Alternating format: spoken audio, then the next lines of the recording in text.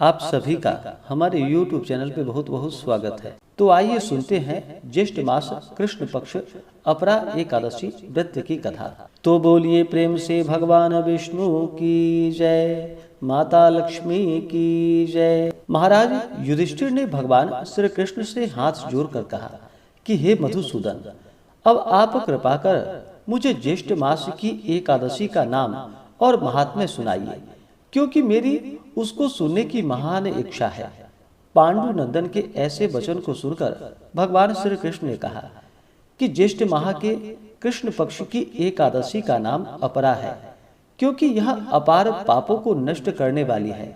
इस एकादशी का व्रत करने वाले को ब्रह्म हत्या, भ्रूण हत्या, गोत्र हत्या, मित्र हत्या, पर निंदा, पर स्त्री रमण का पाप तथा और भी अनेकों प्रकार के पाप नष्ट होते हैं। झूठी गवाही देने का पाप, झूठा चिकित्सक बन रोगियों को मारने का पाप तथा और भी अनेकों प्रकार के पाप अपरा एकादशी का व्रत करने से निसंदेह ही नष्ट हो जाते हैं। कार्तिक मास में पुष्कर में स्नान करने का जो पुण्य फल होता है एवं माघ मास में प्रयाग जी में त्रिवेणी स्नान एवं वेणी माधव के दर्शन करने का जो पुण्य फल होता है तथा फाल्गुन मास में शिवरात्रि व्रत करने एवं काशी में भगवान विश्वनाथ जी की दर्शन का जो पुण्य फल होता है, वह सब पुण्य फल एकमात्र अपरा एकादशी का व्रत करने से प्राप्त होता है। गया जाकर पितरों को पिंड दान करने का जो महान फल होता है एवं सिंहस्थ गुरु में गोमती स्नान का जो महान पुण्य फल होता है और कुंभ में केदार दर्शन का जो महान पुण्य फल होता है तथा स्वर्ण दान, अश्वदान, गजदान, भूमिदान, विद्यादान, अन्नदान, कन्यादान इत्यादि महादानों का जो फल होता है, वह महान पुण्य फल केवल एकमात्र अपरा एकादशी का व्रत धारण करने से होता है। यह पाप रूपी वृक्षों को काटने के लिए अत्यंत ही पैनी कुल्हाड़ी है और कष्ट रूपी तृण समूह के लिए अग्नि और महान पाप रूपी अंधकार को नष्ट करने के लिए भगवान भुवन भास्कर का दिव्य प्रकाश है। कहने का तात्पर्य यह है कि अपरा के समान पापों को नष्ट करने वाला कोई भी पुण्य फल नहीं।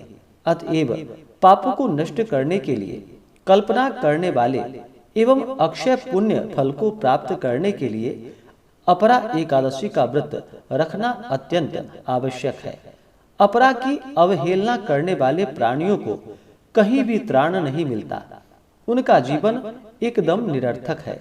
इसके विपरीत अपरा एकादशी का व्रत नियम पूर्वक धारण कर भगवान विष्णु की पूजा करने से सांसारिक सुखों की प्राप्ति के बाद अंतकाल में परलोक की प्राप्ति होती है। राजन, आप तो स्वयं सर्वव्यापक अंतर्यामी, जन मनोरंजन, दुख विभंजन आदि पुरुष हैं। आपको क्या? यह व्रत तो मैंने आपको लोकोपकार के लिए सुनाया है।